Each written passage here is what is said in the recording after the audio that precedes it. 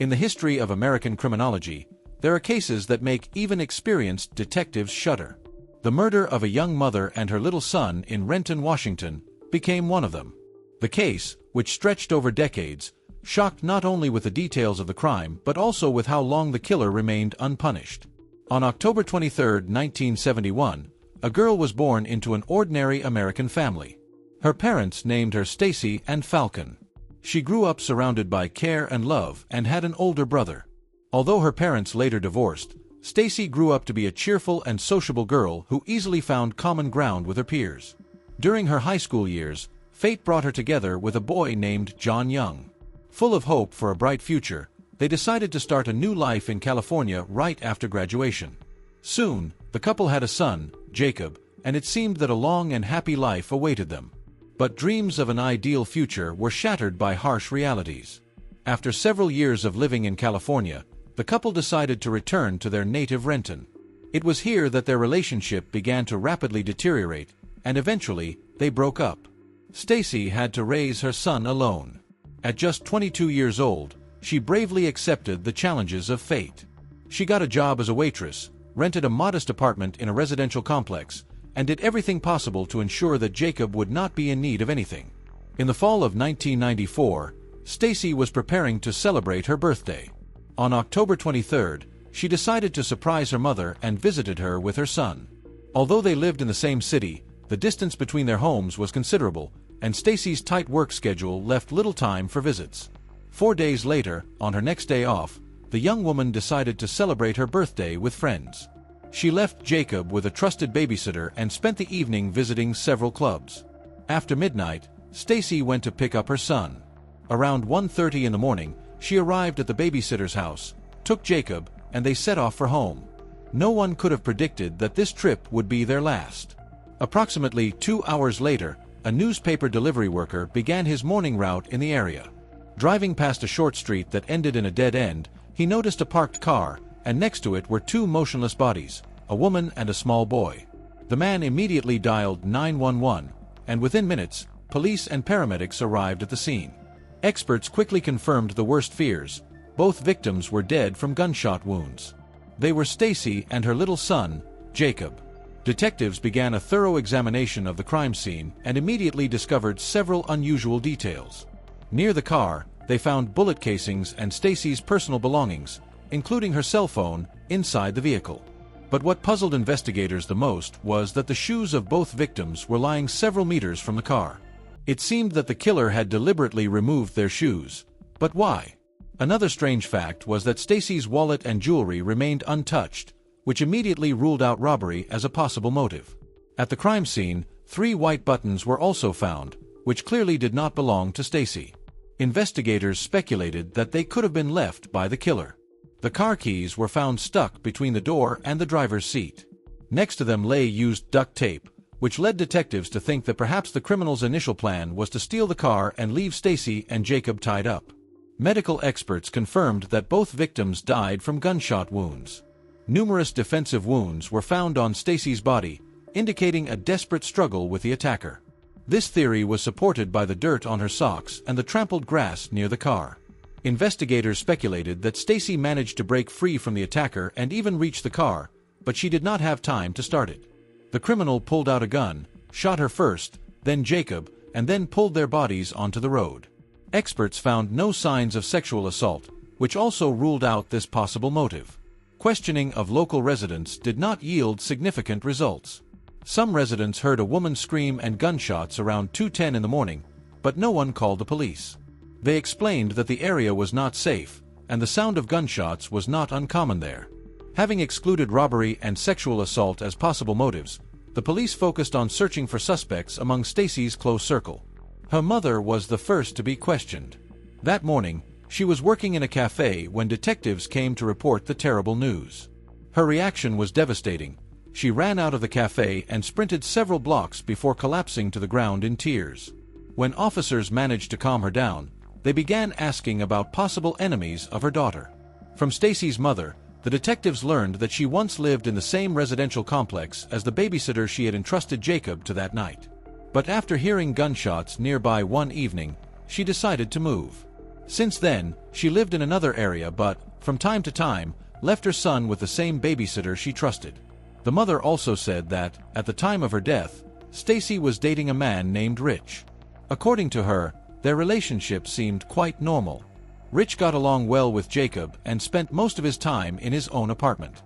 Detectives interrogated Rich, and he said that he had spent the evening in a bar near Stacy's residential complex. Later, when Stacy was still celebrating her birthday with friends, he went to her apartment and fell asleep there because he did not want to drive home after a few drinks. Rich claimed that he woke up early in the morning and, at first, did not attach any significance to the absence of Stacy and Jacob. He assumed that they had returned while he was sleeping and then left without waking him up. Rich denied any involvement in the murders and agreed to take a polygraph test. However, the results turned out to be inconclusive. The operator noted several questionable answers, which did not allow for completely excluding him from the list of suspects. However, there was no direct evidence of his involvement in the crime.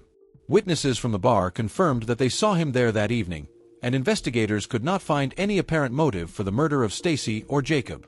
Without reliable leads, the detectives decided to dig deeper into Stacy's personal life. They paid attention to her ex-husband, Jacob's father. He said that, on the night of the murder, he was drinking with friends, then returned home, played a game of pool with his roommate, and went to bed. His friends confirmed this story, but as with Rich, the results of his polygraph test raised some doubts. However, evidence of his involvement in the crime was also not found. Forensic experts examined Stacy's car and all the items found at the crime scene but were unable to detect any third-party fingerprints or DNA. Without direct leads, investigators found themselves at an impasse and had to dig deeper. Soon, a call came from a local hospital about a suspicious man who had shown up in the middle of the night in blood-stained clothing. Detectives immediately went to interrogate him and sent the clothes for DNA analysis. The man claimed that he had fought with his girlfriend and denied any involvement in the murders.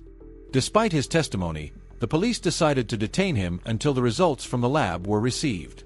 However, the examination showed that the blood on his clothes did not belong to either Stacy or Jacob. Having no connection to the crime, the man was released. Some time later, the detectives had a new lead. They learned that before picking up her son, Stacy had stopped by a grocery store. When they checked the surveillance camera footage, they noticed a man talking to her. Unfortunately, they could not identify him, and this lead also turned out to be a dead end. The next clue came from Stacy's phone. Investigators found that the last incoming call was from a man named Scott. When questioned, Scott said that he was at home with his wife and children. He also admitted that he and Stacy had briefly dated earlier, but the relationship ended when she found out about his marriage. Despite the breakup, they remained on friendly terms, and his wife confirmed his alibi for the night of the murders. However, something about Scott aroused suspicion. According to Stacy's friends, he once left her a $100 tip at the cafe where she worked. Considering that Scott had a low-paying job and a family to support, this gesture seemed unusual to investigators. Digging deeper, they began to suspect that Scott might have been involved in drug dealing. But although this was an interesting lead, it did not bring them closer to solving the double murder. 2 weeks after the murder of Stacy and Jacob, something unexpected happened. The police found Scott's body in the trunk of an abandoned car. His brother told investigators that, on the day of his disappearance, Scott was planning to meet with a man named Vince. The brothers did odd jobs repairing cars and had installed an expensive audio system in Vince's car, but Vince never paid them. So Scott went to demand the money. That's why his brother was sure that it was Vince who killed Scott. The police found Vince, who denied his involvement. However, during a search of his apartment, traces of Scott's blood were found, and it also turned out that Vince had used Scott's credit card after his death. Vince was arrested, and detectives investigating the case of Stacy and Jacob interrogated him, hoping that he knew something about Scott's possible involvement in their murders. Unfortunately, Vince did not provide any useful information, and this lead also turned out to be futile. 4 months, the case was stalled. But shortly before the trial, Vince unexpectedly decided to plead guilty. He claimed that he killed Scott in self-defense, as Scott was threatening him. According to Vince, Scott confessed that he killed Stacy because she was planning to tell his wife about their affair. Vince also added that he and Scott were involved in drug dealing. However, the detectives were in no hurry to believe Vince's story. The timing of its appearance seemed too convenient. Just before the trial for murder, he shifts another murder onto Scott, adding accusations of criminal activity and conveniently presenting his actions as self-defense, but in the absence of other leads, the police had to investigate Scott's possible connection to Stacy's murder. The deeper they dug, the less plausible Vince's story seemed. Scott's wife insisted that he was at home with her that night and could not have been on the other side of town committing murder. His brother also rejected the idea of an ongoing affair between Scott and Stacy, saying that Scott would have definitely told him about it since the brothers were very close. Moreover, Scott's brother insisted that he had no connection to drug dealing. According to him, both brothers made an honest living repairing cars. The detectives eventually concluded that Vince's story did not correspond to reality and was only a desperate attempt to avoid responsibility for his own crime. After that, the case hit a dead end. Over time, it was put in the archives, and there was no real progress. The only person who continued to look for answers was Stacy's mother. She tirelessly reached out to detectives, but one by one, they either retired or transferred to other departments. At some point, she was told that the case would be transferred to the cold case unit in Seattle.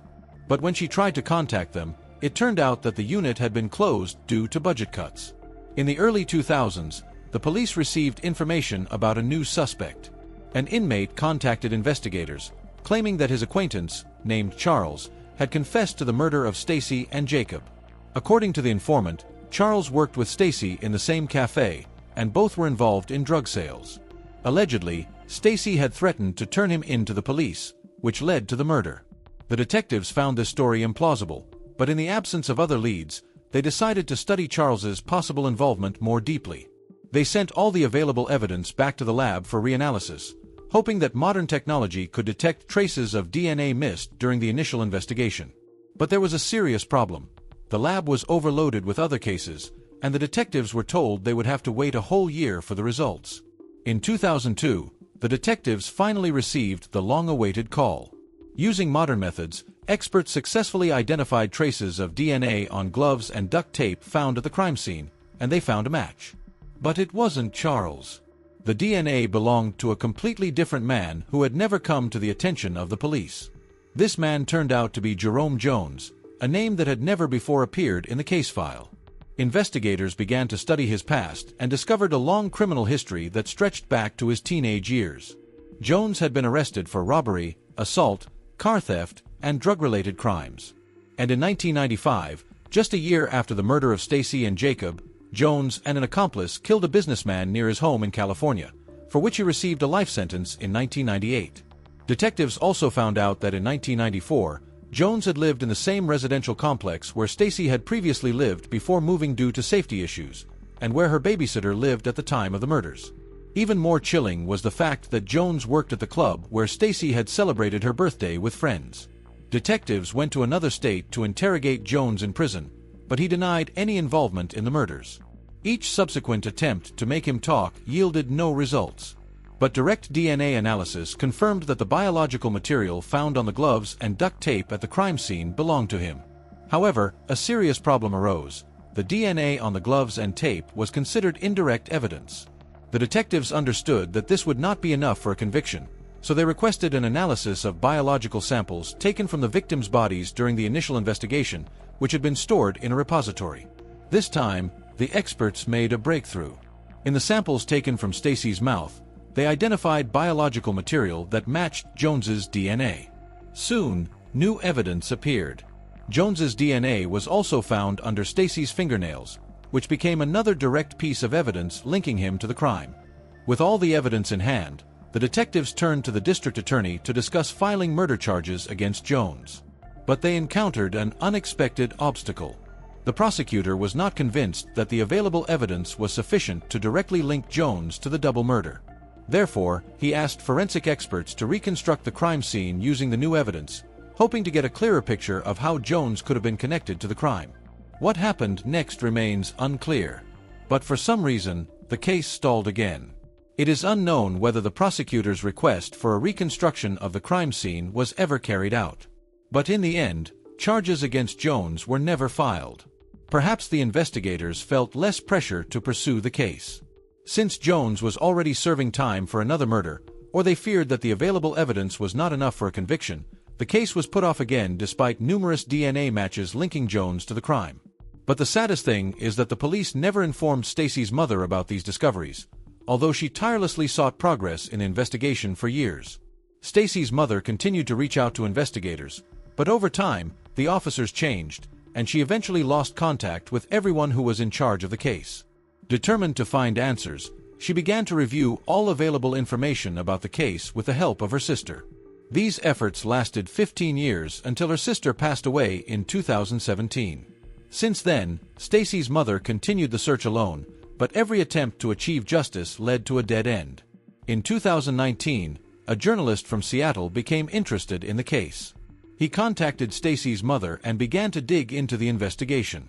Eventually, he discovered that the police had established a DNA match from the victim's body to Jerome Jones more than 15 years ago. Shocked by this revelation, he could not understand why charges were never brought against Jones despite such compelling evidence. When he shared this information with Stacy's mother, she was devastated. She could not believe that all this time, the police had a suspect linked to the case by numerous DNA samples but never took action. The journalist contacted a former detective who had worked on the case during those years and asked why Stacy's mother was not informed about the DNA match. The detective explained that the evidence seemed too inconclusive at the time to make final conclusions. He also admitted that he was simultaneously working on numerous cases and simply did not have the time. The journalist asked the district attorney the same question. He replied that he did not consider it his responsibility to inform the families of victims about the development of the case, so he did not even think to contact her.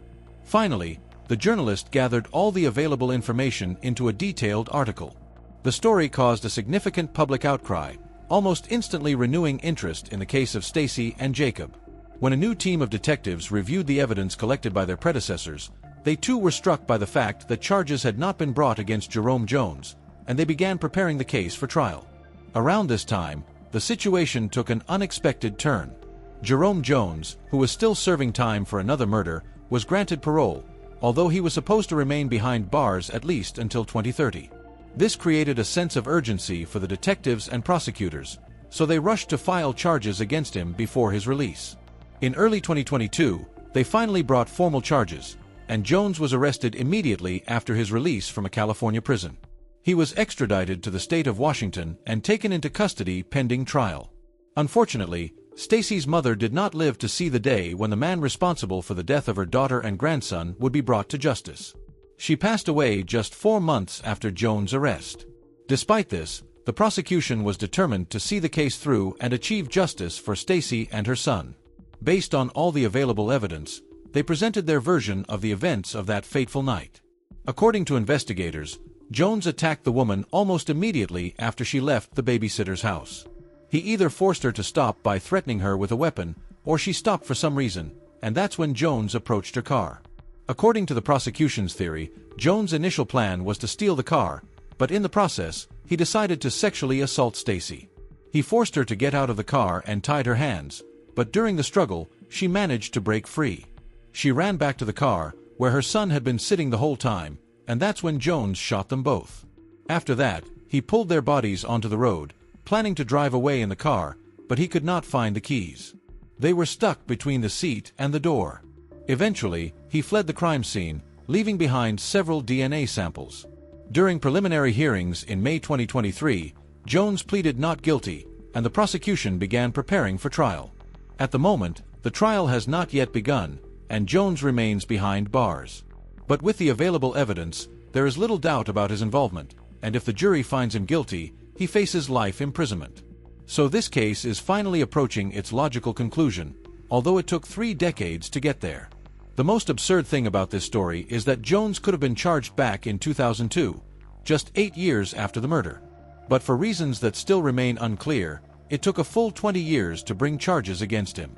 Although Jones had been in prison the entire time, Stacy's mother remained in the dark for years, suffering from not being able to achieve justice for her daughter and grandson. And now, when Jones can finally be officially convicted of their murders, Stacy's mother will no longer be there to see justice prevail. This tragic story makes us think about many things. First, how important it is to take our own safety seriously, especially when it comes to late-night trips alone with a child. Perhaps if Stacy had asked the babysitter to keep her son until morning or called a taxi, everything could have turned out differently. Secondly, this case demonstrates how critical a timely response from law enforcement is to crime. The fact that the killer could have been detained back in 2002, but this did not happen due to bureaucracy and negligence, makes us seriously think about reforming the system of investigating especially grave crimes.